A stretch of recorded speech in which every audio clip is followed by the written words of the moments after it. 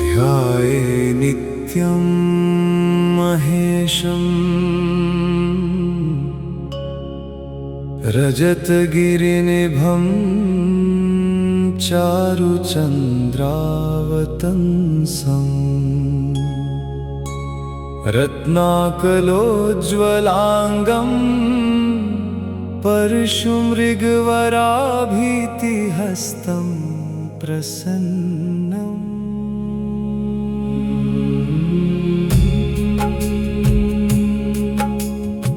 पद्माशीनं समन्तात्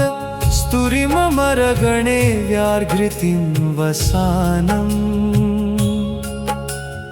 विश्ववाद्यं विश्ववन्द्यं निखिलभहरं पञ्चवक्त्रं त्रिनेत्रम् स्वच्छस्वर्णपयोधं भतिकजपावर्णेभिर्मुखे त्र्यक्षरैचितिमीशमिन्दुमुकुटं सोमेश्वराख्यं प्रभुमा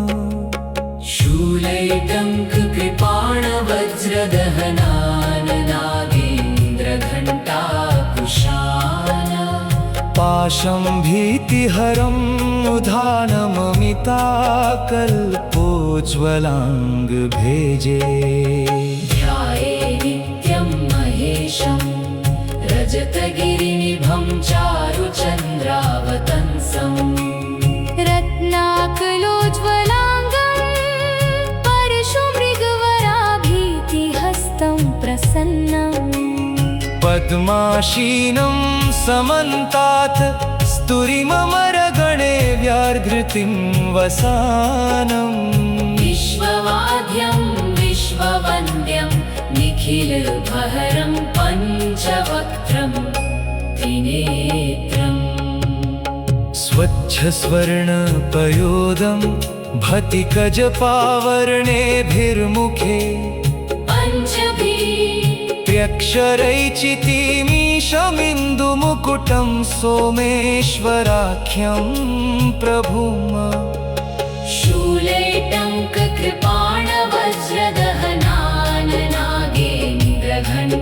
शूलैटङ्ककृपाणवज्रदहनाननागेन्द्रघण्टाकुशाल पाशं भीतिहरम् उधानममिताकल्पोज्ज्वलाङ्गभेजे ध्याये नित्यं महेशं रजतगिरिनिभं चारुचन्द्रावतंसम् रत्नाकलोज्ज्वलाङ्गं परशुमृगवराभीतिहस्तं प्रसन्नम् पद्माशीनं समन्तात् स्तुरिममरगणे व्याघ्रतिं वसानम् विश्ववाद्यं विश्ववन्द्यं निखिलभहरं पञ्चवक्त्रं त्रिनेत्रम् स्वच्छस्वर्णपयोधं भतिकजपावर्णेभिर्मुखे त्र्यक्षरैचितिमीशमिन्दुमुकुटं सोमेश्वराख्यं प्रभुमा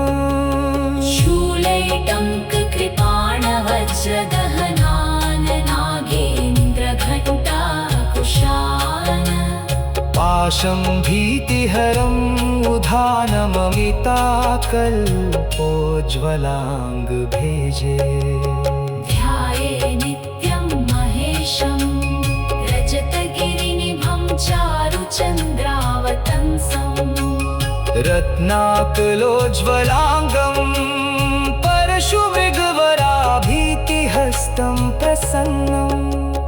पद्माशीनं समन्तात् स्तुरिममरगणे व्याघ्रतिं वसानम् विश्ववाद्यं विश्ववन्द्यं निखिलभहरं पञ्चवक्त्रं त्रिनेत्रम् स्वच्छस्वर्णपयोधं भतिकजपावर्णेभिर्मुखे त्र्यक्षरैचितिमीशमिन्दुमुकुटं सोमेश्वराख्यं प्रभुमा शूलैटङ्ककृपाणवज्रदहनाननागेन्द्रघण्टाकुशाल पाशं भीतिहरम् उधानममिताकल्पोज्ज्वलाङ्गभेजे ध्याये नित्यं महेशं रजतगिरिनिभं चारुचन्द्रावतंसम् रत्नाकलोज्ज्वलाङ्गम् परशुमृगवराभीतिहस्तं प्रसन्नम् पद्माशीनं समन्तातस्तु स्तुरिममरगणे व्याघ्रतिं वसानम् विश्ववाद्यं विश्ववन्द्यं निखिलभहरं पञ्चवक्त्रं त्रिनेत्रम् स्वच्छस्वर्णपयोदं भतिकजपावर्णेभिर्मुखे पञ्चभिः त्र्यक्षरैचितिमीशमिन्दुमुकुटं सोमेश्वराख्यं प्रभुम्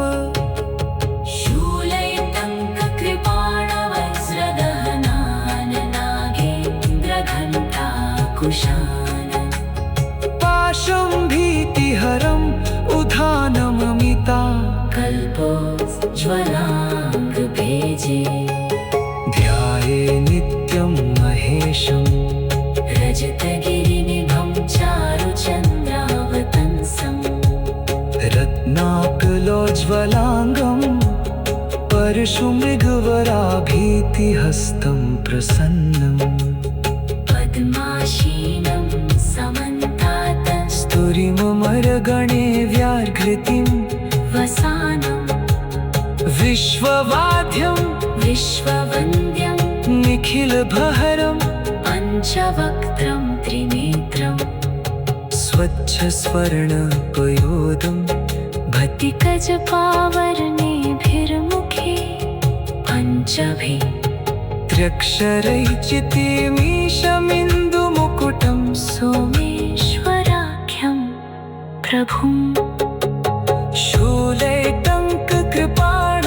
शूलैटङ्ककृपाणवज्रदहनान् नागेन्द्रघण्टाकुशान पाशं भीतिहरम्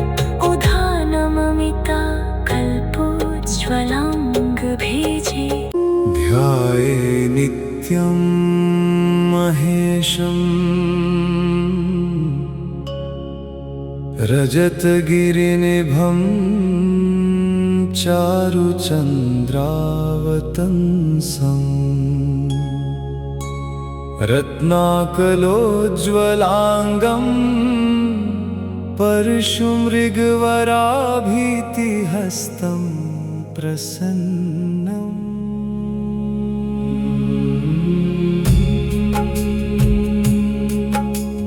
पद्माशीनं समन्तात् स्तुरिममरगणे व्याघ्रतिं वसानम् विश्ववाद्यं विश्ववन्द्यं निखिलभहरं पञ्चवक्त्रं त्रिनेत्रम् स्वच्छस्वर्णपयोदं भतिकजपावर्णेभिर्मुखे पञ्चभिः त्र्यक्षरैचितिमीशमिन्दुमुकुटं सोमेश्वराख्यं प्रभुम्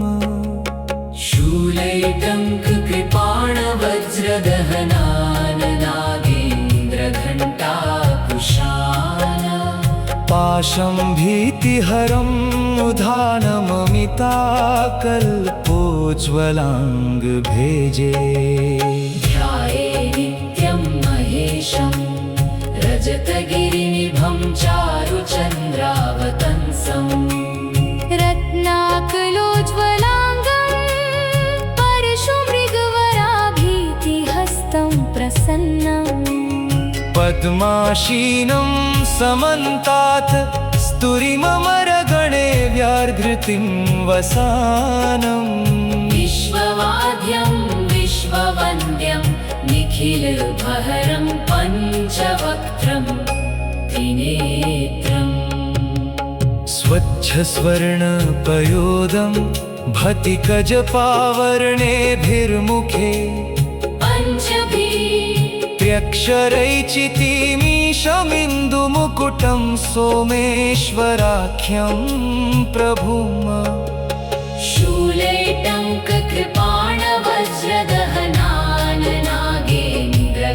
शूलैटङ्ककृपाणवज्रदहनाननागेन्द्रघण्टाकुशान पाशं भीतिहरम्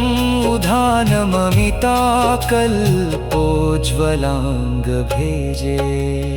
ध्याये नित्यं महेशं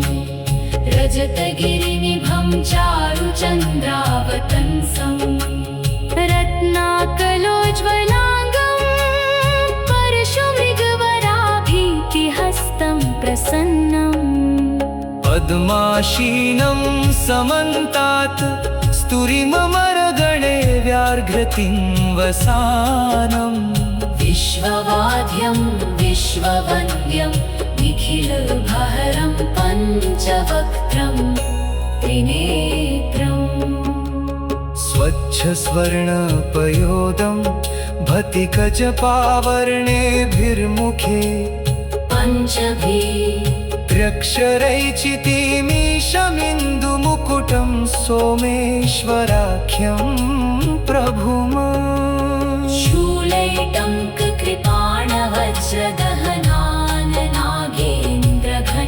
शूलैटङ्ककृपाणवज्रदहनाननागेन्द्रघण्टाकुशान पाशं भीतिहरम् उधानममिताकल्पोज्ज्वलाङ्गभेजे ध्याये नित्यं महेशं रजतगिरिनिभं चारुचन्द्रावतंसं रत्नाकलोज्ज्वलाङ्गं परशुमृगवराभीतिहस्तं प्रसन्नम् पद्माशीनं समन्तात् स्तुरिममरगणे व्याघ्रतिं वसानम् विश्ववाद्यं विश्ववन्द्यं निखिलभहरं पञ्चवक्त्रं त्रिनेत्रम् स्वच्छस्वर्णपयोदं भतिकजपावर्णेभिर्मुखे पञ्चभिः त्र्यक्षरैचितिमीशमिन्दुमुकुटं सोमेश्वराख्यं प्रभुम्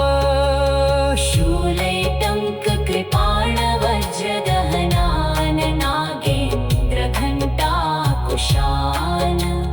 पाशं भीतिहरम् उधानममिताकल्पोज्ज्वलाङ्गभेजे ध्याये नित्यं महेशं रजतगिरिनिभं चारुचन्द्रावतंसं रत्नाकलोज्ज्वलाङ्गं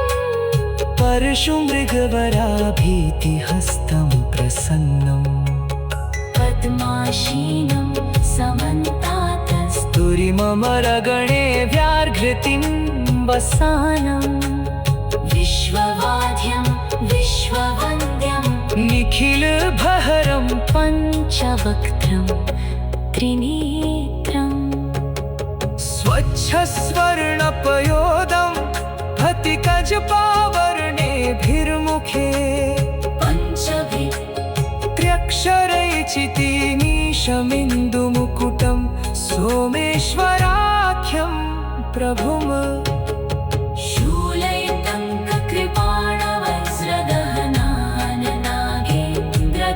शूलैटङ्ककृपाणवज्रदहनाननागेन्द्रघण्टाकुशान पाशं भीतिहरम् उधानममिता कल्पोज्ज्वलाङ्गभेजे ध्याये नित्यं महेशं रजतगिरिनिभं चारुचन्द्रावतंसं रत्नाकलोज्ज्वलाङ्गं परशुमृगवराभीतिहस्तं प्रसन्नम् पद्माशीनं समन्तात् स्तुरिममरगणे व्याघ्रतिं वसानं विश्ववाद्यं विश्ववन्द्यं निखिलभहरं पञ्चवक्त्रं त्रिनेत्रम् स्वच्छस्वर्णपयोदं भतिकजपावर्णेभिर्मुखे पञ्चभिः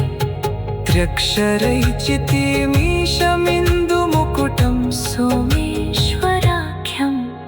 प्रभुम् शूल वज्रदहनान् नागेन्द्रघण्टाकुशान पाशं भीतिहरम् उधानममिता कल्पोज्ज्वलाङ्गभेजे ध्याये नित्यं महेशम् रजतगिरिनिभं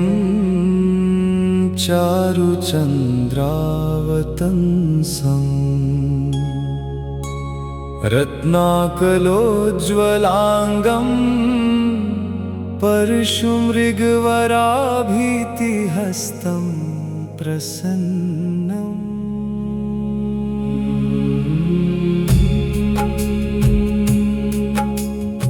पद्माशीनं समन्तात् स्तुरिममरगणे व्याघ्रतिं वसानम् विश्ववाद्यं विश्ववन्द्यं निखिलभहरं पञ्चवक्त्रं त्रिनेत्रम् स्वच्छस्वर्णपयोधं भतिकजपावर्णेभिर्मुखे त्र्यक्षरैचितिमीशमिन्दुमुकुटं सोमेश्वराख्यं प्रभुम् शूलैटङ्ककृपाणवज्रदहनान् नागेन्द्रघण्टाकुशान पाशं भीतिहरम् उधानममिताकल्पोज्ज्वलाङ्गभेजे ध्याये नित्यं महेशं रजतगिरिनिभं चारुचन्द्रावतंसं रत्नाकलोज्ज्वलाङ्गं परशुमृगवराभीतिहस्तं प्रसन्नम् पद्माशीनं समन्तात् स्तुरिममरगणे व्याघ्रतिं वसानम् विश्ववाद्यं विश्ववन्द्यं निखिलभहरं पञ्चवक्त्रं त्रिनेत्रम् स्वच्छस्वर्णपयोधं भतिकजपावर्णेभिर्मुखे त्र्यक्षरैचितिमीशमिन्दुमुकुटं सोमेश्वराख्यं प्रभुम् शूलैटङ्ककृपाणवज्रदहनान् नागेन्द्रघण्टाकुशान पाशं भीतिहरम् उधानममिताकल्पोज्ज्वलाङ्गभेजे ध्याये नित्यं महेशं रजतगिरिनिभं चारुचन्द्रावतंसं रत्नाकलोज्ज्वलाङ्गं परशुमृगवराभीतिहस्तं प्रसन्नम् पद्माशीनं समन्तात् स्तुरिममरगणे व्याघ्रतिं वसानम् विश्ववाद्यं विश्ववन्द्यं निखिलभहरं पञ्चवक्त्रं त्रिनेत्रम् स्वच्छस्वर्णपयोधं भतिकजपावर्णेभिर्मुखे त्र्यक्षरैचितिमीशमिन्दुमुकुटं सोमेश्वराख्यं प्रभुम् शूलैटङ्ककृपाणवज्रदहनान् नागेन्द्रघण्टाकुशान पाशं भीतिहरम् उधानममिताकल्पोज्ज्वलाङ्गभेजे ध्याये नित्यं महेशं रजतगिरिनिभं चारुचन्द्रावतंसं रत्नाकलोज्ज्वलाङ्गं परशुमृगवराभीतिहस्तं प्रसन्नम् पद्माशीनं समन्तात् स्तुरिममरगणे व्याघ्रतिं वसानम् विश्ववाद्यं विश्ववन्द्यं निखिलभहरं पञ्चवक्त्रं त्रिनेत्रम् स्वच्छस्वर्णपयोधं भतिकजपावर्णेभिर्मुखे त्र्यक्षरैचितिमीशमिन्दुमुकुटं सोमेश्वराख्यं प्रभुम्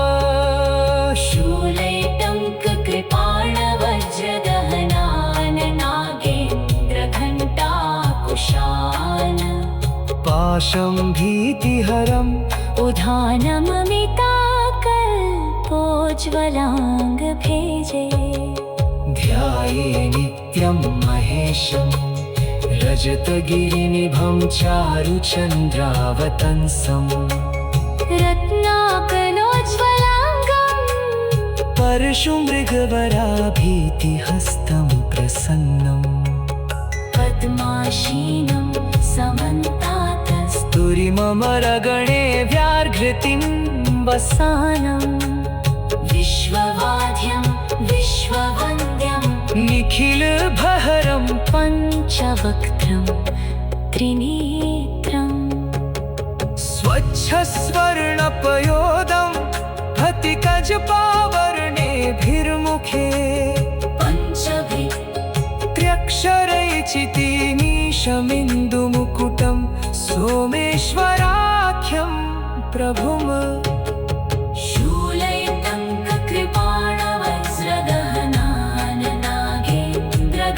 शूलैटङ्ककृपाणवज्रदहनाननागेन्द्रघण्टाकुशान् पाशं भीतिहरम् उधानममिता कल्पोज्ज्वलाङ्गभेजे ध्याये नित्यं महेशं